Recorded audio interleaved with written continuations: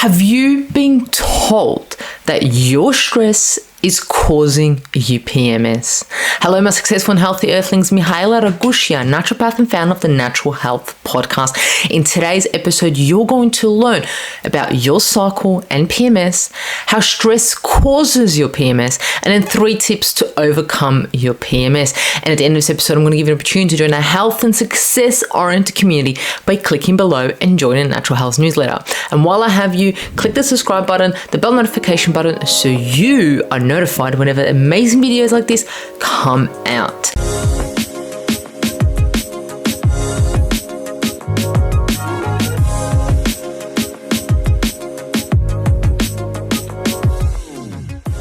Welcome to the Natural Health Podcast, where we bring awareness of sustainable health in the business hustle space. Natural Health Podcast is perfect for the high-performing, business-minded individuals who want to work with their biochemistry to achieve success and optimal health. It's Mondays with Mihaela, that's right, me. Thank you so much for tuning in. Absolutely love, and appreciate your support. On Mondays, I'm here to provide you with simple, savvy, and sustainable health hacks to optimize your health. And in today's episode, we are talking about PMS.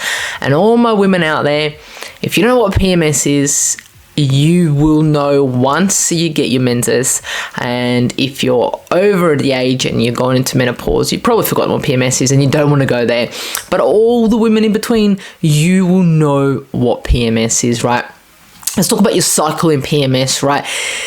In women, the menstrual cycle is a periodic psychological change lasting for about 28 days. And you know what? There's such a thing about it has to be 28 days. It doesn't have to be 28 days.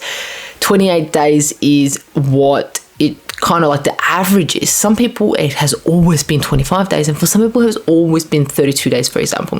If there is a variation, there may be an issue. But we'll get off that topic. I'm just getting too excited here. But almost 80% of women reported having symptoms during the period to menstruation, which is PMS, right? And this is according to a research study done in 2010. These symptoms interfere with normal life and therefore quality of premenstrual syndrome called PMS, right?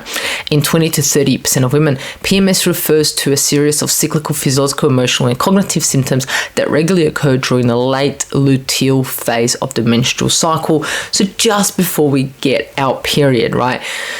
And I've done so many episodes on PMS. Check them out. We'll go through what the symptoms of PMS are. There's like so many. It's like 100 or like hundreds of them that we kind of don't even really notice. We do notice them, but we don't really consider them as PMS. Some people might not. So check out more episodes on PMS from me. But today we'll talk about stress and PMS, right?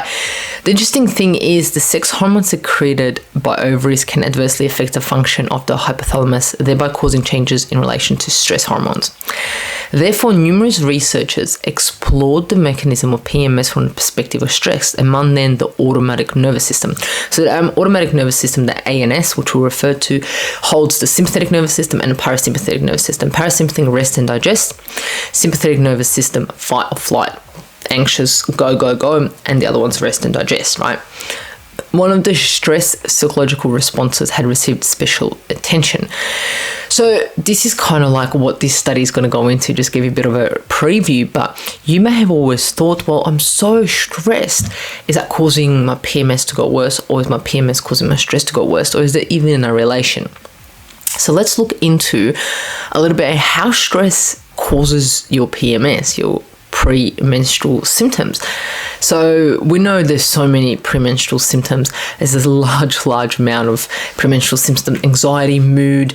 Some people eat more, some people eat less. Some people don't sleep, some people sleep. Some people get diarrhea, constipation, moodiness. There's so many things that can happen just a week before your cycle, before you menstruate.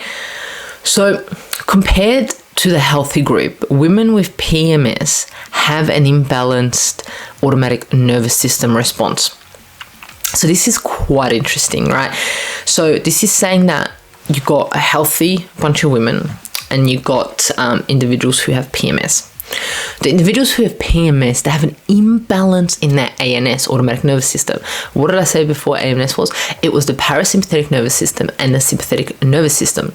So there is an imbalance there. But what's the imbalance? This is the key that we need to take out. The imbalance here is there's a higher sympathetic and lower parasympathetic response. That is the imbalance for individuals who have PMS.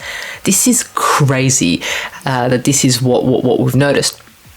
So the thing is you've got higher sympathetic nervous system and lower parasympathetic nervous system, meaning you're more aroused and more stressed out. And this is in the resting state of the withdrawal phase. And this was found in the International Journal on the Biology of Stress, and was released in the 2nd of February 2022. So recent, yeah? So this particular study investigated how the female menstrual cycle attitude and acute social stress influence the ANS response in women with PMS.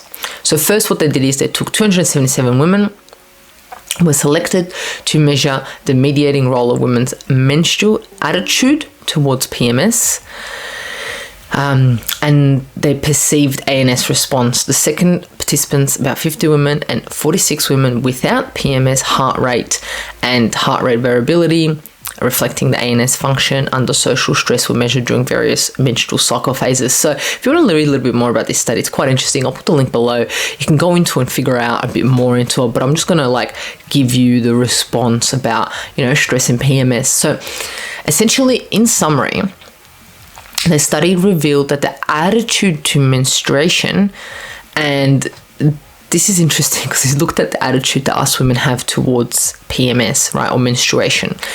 So the key ones that affected the women's perceived automatic nervous system response and maybe a risk factor PMS were bothersome and predictable. What does that mean? Okay, let's have a look at bothersome. Is measured 5 items, such as men have a real advantage to not having the monthly interruption of a menstrual period. So that stressed out women a lot, which was the bothersome of having their period. Example being, men have a real advantage of not having their monthly interruption of a menstrual period. The other one was predictable, and they measured 5 items, such as I have learned to anticipate my menstrual period by the mood changes which precede it. So these are the two things. These are the two attitude to menstruation, bothersome and predictable, could affect the woman's perceived automatic nervous system response, and this may be a risk factor for PMS. So women who have an attitude that their menses is a nuisance and men have it better off, or they predict it can affect their nervous system response, okay? Meanwhile, the women with PMS experience high strength cognitive social pressure. The ANS showed typical characteristics of AL, hypoarousal, and delayed recovery. This imbalance of the automatic nervous system reaction may result in the inability to cope with stressful stimulus and emotional experiences, which may be another risk factor for PMS. This is crazy. This is showing us that not only is stress causing PMS in a sense, but our attitude towards our menstrual cycle may be causing an imbalance into our automatic nervous system. So yeah, and it says here, the higher the score, the stronger the participants' menstrual attitude in that category, and these two categories that were found were bothersome and predictable. Really interesting. So the study revealed that the attitude to menstruation could affect the woman's automatic nervous system response, and this may be a risk factor for premenstrual syndrome. Meanwhile, when women with PMS experience high strength cognitive social pressure, their automatic nervous system showed hypoarousal and delayed recovery, which is really bad. This imbalanced ANS reaction may result in the inability to cope with stressful stimuli and emotional experience, which may be another risk factor for PMS. So this is kind of like a circle, an ongoing circle. If you put like a circle of attitude towards menstrual cycle, and then also social pressures, stress, and so forth, it just causes a perfect picture for PMS to occur. So what are 3 tips to overcome your PMS? Well, from reading this, the number one is to reduce your stress. I have provided so many different ways to deal with stress, to be able to, for us to deal with stress. And if this can lower your PMS, why not? The second one is change your attitude towards menstruation. Instead of it's a nuisance to be menstruating, it's like, wow, I am so blessed to be a woman, to have the menstrual cycle every month, to reset me every month, to let me know where I'm at. I'm also able to give birth to a baby, or have a menstrual cycle, or even if you don't want to give birth, it's kind of like, I'm so blessed to be a woman and experience this cyclic thing that it's going to go away when we hit menopause. It's only here with us for a certain amount of time. So the attitude is a key thing that needs to change for us to even drop out PMS. And the third one is embrace your menstrual cycle, going in line with the attitude, embracing that you are a woman, embracing that you have a cycle, embracing that you are pure feminine, which is absolutely beautiful. So there you have it. Today I spoke about how stress may affect your PMS and backed it up with a research study that literally just got released.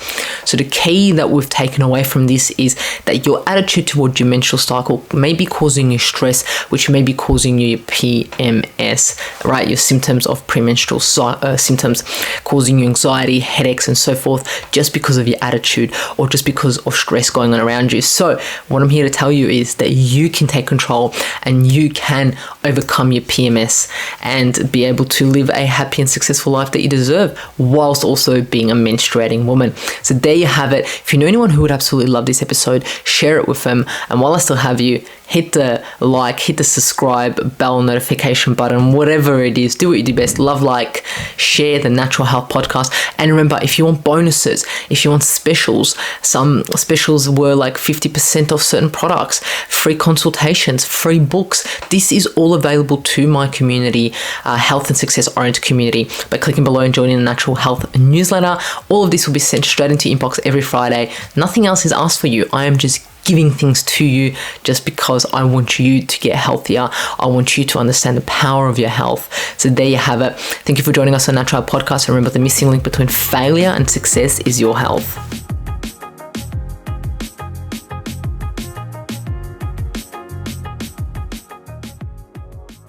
Content and information provided here is opinion of Mahela Raguse and is for information purposes only and does not constitute medical advice. It is not intended to provide medical advice or take the place of medical advice or any current treatment you're undertaking. Consult your own medical professionals for any medical issues that you may be having. This entire disclaimer also applies to any guests or contributors to the Natural Health Podcast. It is advised that you consult your doctor or healthcare professional in relation to any health concerns you may be having. Mahela Raguse does not take responsibility for any health consequences which occur from a person listening, viewing, or reading this content. And in no circumstances shall the Natural Health Podcast, Mahela Raguse, any guests or contributors to the Natural Health Podcast, or any employees, associates, or affiliates of Mahela Raguse be responsible for damages arising from the information provided on the Natural Health Podcast. By listening to this podcast, you agree not to use this podcast as medical advice to treat any medical conditions in either yourself or others.